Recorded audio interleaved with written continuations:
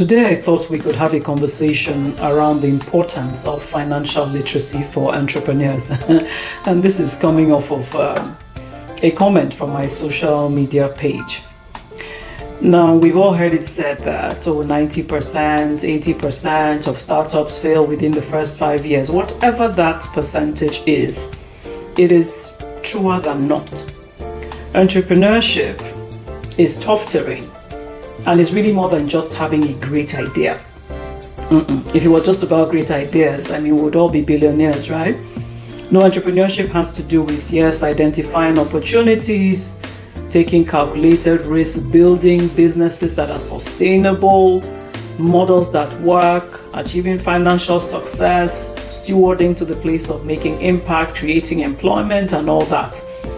And in all this, the bottom line is key, which means that we need to be financially literate as the people who are going to be stewarding the performance that we expect to be an outcome of our businesses. And financial literacy is not just accounts, as we call it. It involves understanding investing, budgeting, financial controls, financial risk management, and so on. So it is quite dangerous for any entrepreneur to be financially illiterate.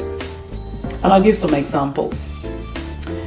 If you're financially illiterate, you could cause a cash flow crisis for your organization. Because, for instance, you can misjudge your expenses, and more commonly, you can overestimate your revenue. Entrepreneurs were just so optimistic. And in that case, you may find yourself in a situation where one day you are not able to pay your staff, you can't pay your suppliers, and you keep asking, why is there no cash in the bank? If you're financially illiterate as an entrepreneur, you may start to make poor investment choices. And I'm sure many of us have this experience, right? So you find some entrepreneurs who go and invest very heavily in some new product line without appropriate market research, without financial projections. Worse still, sometimes they do have projections, but they don't even understand them. All they want to see is a profit line, and they jump in. And of course, this could lead to wasted resources, stagnation of growth, significant losses for the business, and many times you can jeopardize the entire venture. If you're financially illiterate as an entrepreneur, it could also lead to missed growth opportunities for your company. If you have an entrepreneur, for instance, that lacks the financial acumen to secure a loan or to attract investors, obviously this can impact and constrain your ability to expand your business. It can hinder you from pursuing innovative projects that could come up because you don't have the capacity. It could limit your ability as a company to compete in the market. So you really just need to be thinking how much you can upskill your financial literacy, especially at the beginning of the year. Here's the thing. As entrepreneurs, especially young entrepreneurs, we could, if we are not financially literate, face personal financial ruin. And this is very true, like I said, especially for earlier stage entrepreneurs, where the business losses tend to bleed into the personal finances, leading to debt, stress, and possibly bankruptcy. So you find that not only is the entrepreneur's livelihood also jeopardized, but their personal well-being could be at stake these days where we have loan sharks and the rest running after you. Please don't let that be you. But here's the thing too, for those of us who are more mature and more savvy in our businesses, that even for those of us more established entrepreneurs, if we are not financially literate and investment savvy, some of these things could also happen to us right back. We're not immune as well. By the time you have gotten to the level where you are borrowing in the hundreds of millions and in the billions, I can promise you that your personal assets, they are usually tied in as collaterals for the borrowings. So you need to know what you're doing. Indeed, many times your shares in the business are tied in as well, so you could lose your entire venture, even if you have been doing well thus far. And I say this, therefore, to come and share some things that I think we need to pay attention to in this new year. Those of us who are not that strong, so that we can build financial literacy and operate at a much higher capacity in 2025 and beyond. First is this. Please start with foundational knowledge. Every entrepreneur needs to get a very solid understanding of basic accounting principles, assets and liabilities, debt and equity. Simple things like that.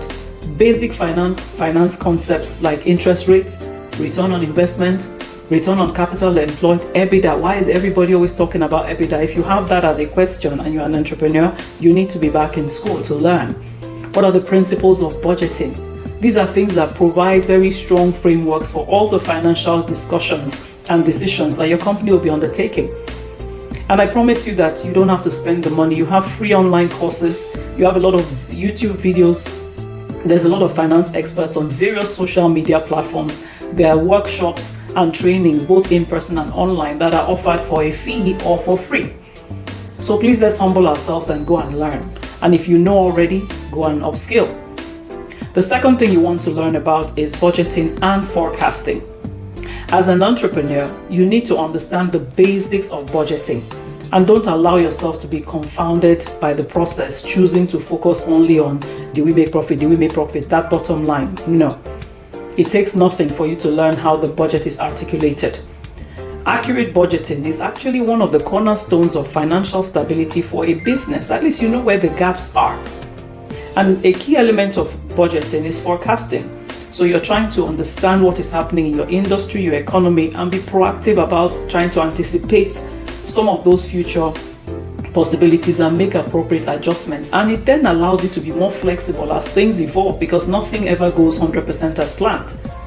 As an entrepreneur, you need to understand the assumptions that go into those budgets that they are presenting you with, and the interrelatedness of your various expense heads. Where are your cost centers? Where are your revenue centers? Which of your processes and programs feed into your budget and how? Again, this is knowledge that is freely available externally, or better yet, that you can pay for. There is also the option of sitting down with your finance team or your accountant. Humble yourself and allow them to teach you. I believe we all spent quite a few years getting our various qualifications. If you don't currently budget as an entrepreneur, and believe me, this video is really more for the early stage venturers, I want to urge you to adopt the process. You can use Excel, you can use Google Sheets, different types of softwares. There's Mint, there's YNAB. I mean, I'm not marketing, but there's so many things that can help you to learn the things that go into a budget. And no, you're not trying to become your own personal head of finance. You don't have to attain mastery, but the fundamental understanding is what we're talking about. In this same light, therefore, the third thing I want to ask you to do this year is to empower yourself with the understanding of financial statements. Financial statement analysis is key. You need to understand your income statements, your balance sheet, your cash flow statements, and these are old terminologies, but a lot of us who are not yet IFRS compliant are more used to them. Things that help you to understand the financial health of your business at any one point in time. As an entrepreneur, you need to learn to read and understand these statements and the key financial ratios, profitability, liquidity, solvency, and the like, and what those mean for your business. And please consult financial advisors if you need to. I repeat that it doesn't augur well for you to be that entrepreneur that is only fixated on the profit line in any document presented to you, or worse still, is there money in the bank? If you're focusing only on cash in the bank, I promise you will get into trouble at some point. Now, the fourth thing is this: you need to learn the rudiments of funding and investment. And this is the one that I want to ask you to try and strive for mastery in. Why? Because securing funding is crucial for most startups. So you have to understand the different funding options that are available to you. There's loans, there's grants, there's equity financing, and be able to make informed investment decisions. This is vital for the growth of your business. So yes, understand all these different things and develop a strong business plan that can help you to attract investors, and consult with financial professionals if you need. I promise you, you being the driver of any conversation with investors is a huge value add for you as you begin to look for capital to expand. It's useful to also understand how venture capitalists, private equity firms, and angel investors operate, because I promise you will need them one day. And arming yourself with this kind of financial insights will be useful ahead of that day. If you know anyone that has had those kinds of PE, VC, AIs coming to their businesses, ask to meet with them. Ask them to share tips around how that investment journey was, the upsides and the downsides. The fifth thing I want to say is this: Expand your knowledge about tax issues, tax planning, and tax management. You want to be sure that you understand where the nation, the country is with taxes, because minimizing your tax liabilities can significantly impact the profitability of your business.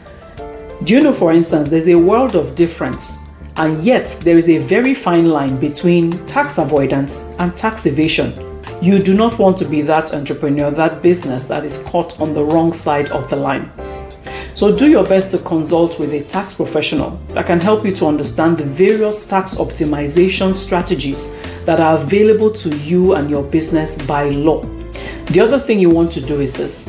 Please try and inform yourself about risk management, especially from the perspective of financial risk.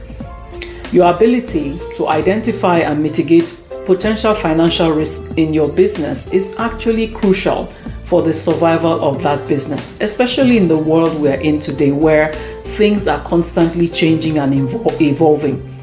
You want to be sure that you understand the particular financial risk that your businesses face, or your business faces rather, and that the industry peculiarities throw up. You want to be sure that you have mitigation strategies to address this risk. Excuse me. There is no conversation with lenders where you will not be required to table the various business risks you face, of which finance is key, and what kind of mitigants you have in place or plan to have in place. So please educate yourself on how risk assessment is conducted. Educate yourself on how things like insurance can be used to mitigate financial risk. Educate yourself about what kinds of contingency plans can be developed and put in place for unforeseen events from a financial perspective.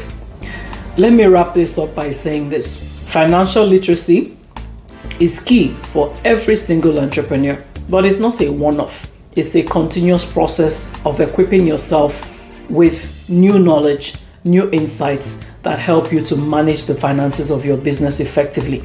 So I want to encourage you in this year to please prioritize upskilling yourself from a financial perspective. It's not a desirable trait for entrepreneurs. It is non-negotiable for your success. I hope that this has been useful to you. And if you have other things that you believe upcoming entrepreneurs need to pay attention to upskill themselves from a financial literacy perspective, please share. My email is audrey@joeizigbo.com. Also, I want to encourage you, please join my YouTube channel. I will continue to share resources that would help all of us in this space of entrepreneurship to navigate better. Coming off of 30 years of having run my own business and counting, by the way, my goal is to be sure as much as possible that I'm doing my bit to help others avoid some of the tricky areas that come with growing and scaling a business sustainably in this world that we're in today. Take care.